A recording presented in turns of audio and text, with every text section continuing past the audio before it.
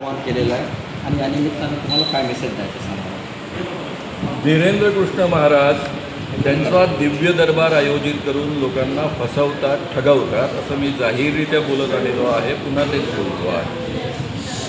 ते लोकांच्या अंधश्रद्धा वाढवतात, लोकांना सांगतात की तुम्हाला भूत लागलेला आहे, तुम्हाला जादूटोणा केलेला आहे, तुम्हाला करणी केलेली आहे.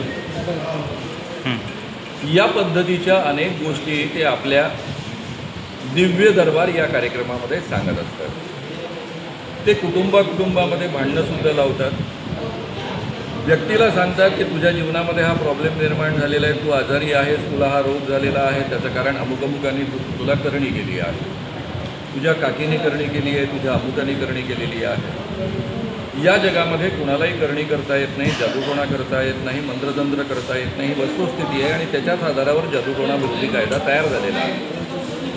असं असताना एवढ्या मोठ्या प्रमाणावर एका बाजूनं लोकांच्या अंधश्रद्धा वाढवणं, महाराष्ट्र सरकारच्या जादूटोणा विरोधी कायद्याचं उल्लंघन करणं, हे सगळे प्रकार ते एका बाजूनं करतात. म्हणून मी सरकारच्या वतीनं एका बाजूनं तक्रार केली होती. त्या तक्रारीची महाराष्ट्र सरकारच्या पोलिसांनी आणि गृहमंत्र्यांनी आणि त्यावेळेसच्या उपमुख्यमंत्र्यांनी दखल घेतली नाही, FIR दाखल केला नाही. उलट त्या धीरेंद्र कृष्ण महाराजांना महाराष्ट्रभर पुढे हिंडवलं. त्याच काळामध्ये अखिल भारतीय अंधश्रद्धा निर्मूलन समितीच्या वतीनं त्यांना 30 लाख रुपयाचं पारितोषिक देण्याचं आव्हान दिलेलं होतं की तुम्ही आमच्या पुढ्यामध्ये तुम्ही दावे करता त्या पद्धतीनं 10 व्यक्ती आम्ही सादर करू, त्यांचं नाव, त्यांच्या वडिलांचं नाव, त्यांचं आडनाव आणि त्यांचं वय हे तुम्ही एक्झॅक्टली सांगावं. त्याशिवाय त्यांचा मोबाईल नंबर सांगावा.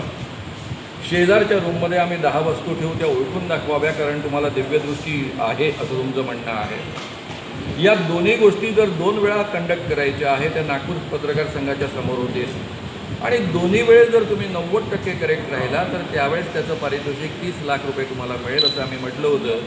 ते पारितोषिक आता 80 लाख रुपयांचं झालेलं आहे. त्यामुळे त्यांनी यावेळेस हे आव्हान स्वीकारलं तर 80 लाखाचं पारितोषिक त्यांना मिळेल. त्यांना जर पारितोषिक घ्यायचं नसेल, कारण मला माहीत आहे की त्यांच्यासाठी 80 लाख रुपये की जाड की पत्ती आहे, एका दिवसाची कमाई त्यांची कोटीच्या वरची आहे. त्यांनी पारितोषिक घेण्यासाठी नव्हे, पण त्यांच्यामध्ये दैवी शक्ती आहे सिद्ध करण्यासाठी पुढे यावं, ते आव्हान स्वीकारावं. 2दा त्यांनी सिद्ध करावं. 90%पेक्षा अधिक ते करेक्ट आहेत. मी स्वतः अखिल भारतीय अंधश्रद्धा निर्मूलन समितीची चळवळ कायमची बंद करेल, त्यांच्या पायावर डोकं ठेवेल आणि त्यांचा भक्त बनेल.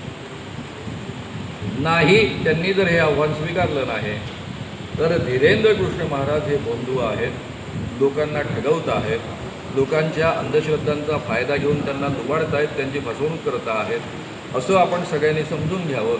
आणि त्यांना घेऊन हिंडणारे BJPचे आणि आजच्या सरकारमधले लोक हे तेवढेच त्या फसवणुकीचे भागीदार आहेत.